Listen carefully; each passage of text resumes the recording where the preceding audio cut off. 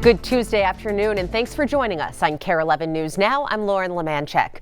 Opening statements today in State Senator Nicole Mitchell's burglary trial. She's charged with allegedly breaking into her stepmother's home in April of last year. Prosecutors will have to prove that she not only broke in, but did so with the intent to commit a crime. Charging documents say she was trying to take her late father's mementos and ashes, but Mitchell previously said she was trying to check on a family member with Alzheimer's. Today, we were able to see police body camera video of Senator Mitchell being discovered in the home and arrested. The trial is expected to last about a week. We are following developments at the state capitol right now. Today, candidacy petitions can be filed with the Secretary of State to fill the seat for District 34B. That's the seat left vacant after the murder of Speaker Emerita Melissa Hortman. If needed, a primary will be held on August 12th and the election will be on September 16th.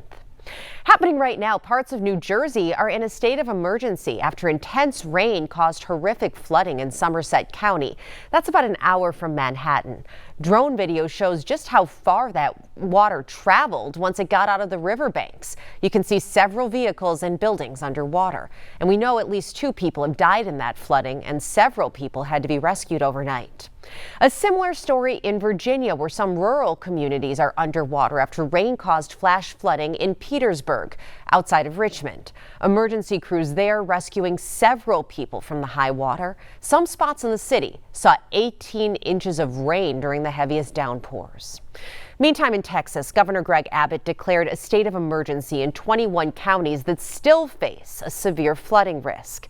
This comes as rescue operations in the hardest hit areas transition to recovery. Officials confirm that 131 people are dead statewide from the 4th of July flooding, and more than 100 are still missing. Crews on the ground there say the biggest priority right now is trying to find anyone who may still be alive and to recover the bodies for the hundreds of families who still do not know where their loved ones are. Firefighters are still struggling to gain control over 2 wildfires at the Grand Canyon. The Dragon Bravo fire has destroyed several structures and shut down the North Rim for the entire season. The White Sage fire is still burning with 0% containment. NBC's Steve Patterson's at the South Rim with the latest. Yeah, active firefight in and around the park. Those 2 fires still burning, largely out of control. The White Sage fire, the larger fire, burning more remotely, more to the north, now crossed over 50,000 acres. The inside fire, the one that has caused all the damage, smaller fire, the Dragon Bravo fire, now burning at 8,500 acres. That exploded a few thousand acres over the last few days, destroyed 70 buildings, including some of the buildings that park employees called home. They had to pick up and leave essentially on a dime, but were able to evacuate. No injuries, no deaths in either one of these fires. Firefighters, they'll want to keep a perimeter, want to start building a perimeter, 0% containment in total. The North Rim, meanwhile, during peak fire season, shut down for the rest of the season. Only about 10% of the visitors to Grand Canyon National Park actually go to the North Rim, but is still, of course, a vital piece of the local economy. Park officials I'm speaking to say this will absolutely hurt the entirety of the region. Meanwhile, there is now an investigation into the management of the fire. Federal managers wanted to let the fire burn. We're hearing now burn for days before they put any suppression. And of course, the wind shifted and it burned into that North Rim. There will be an investigation. The governor calling for that as this firefight continues. Send it back to you. New today, the Kremlin says Donald Trump's announcements on arms and sanctions against Russia are, quote, very serious. In a meeting with NATO's Secretary General Monday, President Trump said the U.S. will sell arms to NATO members to give to Ukraine. He also threatened tariffs on Russia if a peace deal isn't reached within 50 days.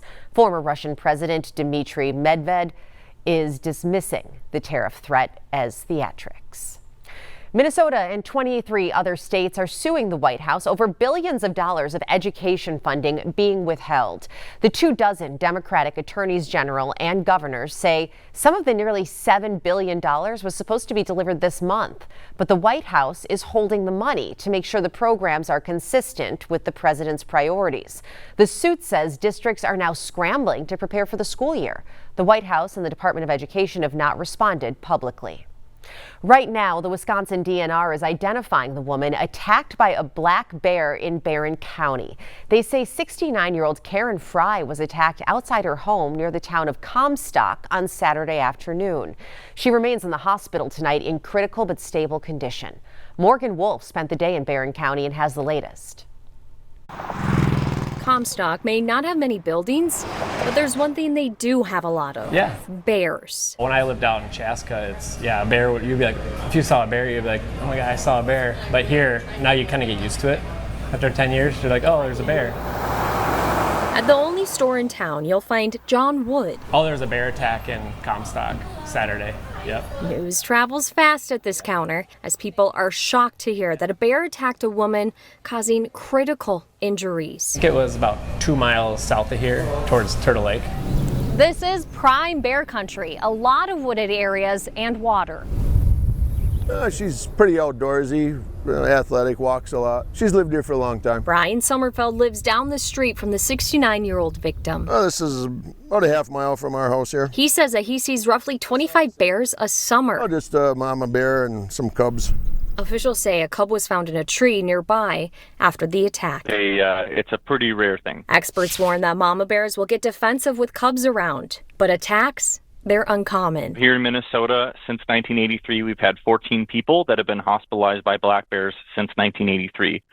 So it's 3 per decade. Andrew Try with the Minnesota DNR says that it's unlikely mama bears will attack again, but after it does attack someone, it's common practice for officials to find the bear and then euthanize it. We value human safety over all others. And so if a bear makes that contact, we don't know if that bear might injure another person, and so it's euthanized. In a town where bears are a part of the backdrop, this attack is a chilling reminder they're still wild animals. Yeah, they're everywhere. Yeah, they'll be in our cornfields, soybean fields, pastures, swamps, woods, yard. That bear expert did give me a lot of tips for anyone that is going camping in the woods or anyone that may happen to run into a bear. We'll put all of that information on KARE11.com. In Barron County, Wisconsin, I'm Morgan Wolf, KARE 11 News. Happening today, the Mendota Heights City Council is discussing a major issue on a lake in their city. A colony of cormorants, an aquatic bird, is contaminating Augusta Lake with thousands of pounds of droppings. The birds only drop in for a few weeks in the fall, but that's enough to leave behind more than 14,000 pounds of bird poop. Experts say the birds are drawn to the lake because they love to roost in dead trees, and Augusta Lake is full of them.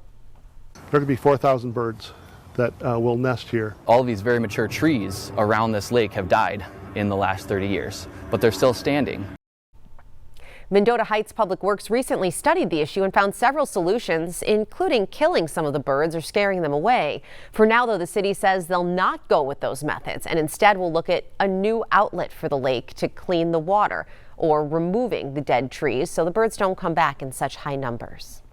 Well, there's only 3 things guaranteed in life: death, taxes, and Minnesota's road construction season. The largest and most annoying project right now, 394 heading to downtown Minneapolis, which is the site of the latest big project. Summer road work is nothing new, but this year seems to be particularly annoying. Ian Russell talked to a state lawmaker who's now reaching out to MnDOT for an explanation. There's a lot of symbols for Minnesota. The loon is our state bird, the walleye our state fish. And this summer, the state flower during the summertime is the construction cone. We might be making some new additions. I think people are now seeing that more this summer.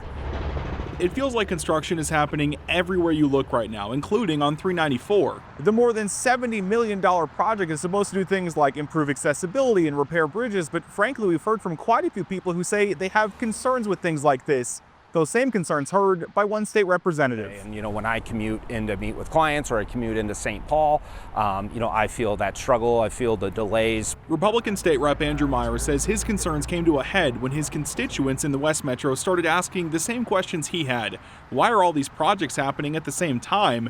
And is there anything that can be done to help drivers out? MnDOT has a job to do, and it's a tough job to do, but when you're doing so many projects at the same time, I think the impact is only going to grow grow and grow. And then it was, how are these going to help for the future? Meyer sent this letter to the commissioner of MnDOT last week asking for clarification on the 394 project. That includes if anything will be done to improve the exit towards 94 in the Lowry Tunnel, the exit leaving downtown back onto 394, and if MnDOT plans to work 24/7 to get this done as soon as possible. Additional public input as things are moving forward may help them to address things a little bit differently if there's that option. MnDOT told me that they received Meyer's letter and are looking into those questions and concerns. In a statement, they said in part, quote, "We understand the significant impact road construction can have on people's lives, and we work hard to minimize that impact before and during construction." Meyer says that letter wasn't to pile on to frustrations he knows MnDOT is hearing, just trying to talk things through. It's not about pointing at people saying you're doing this wrong, you're doing that wrong. It's saying, hey, I've got some feedback for you. Let's open the dialogue. In Minneapolis, Ian Russell, KARE 11 News. Stick with us. More news and weather is coming up after the break.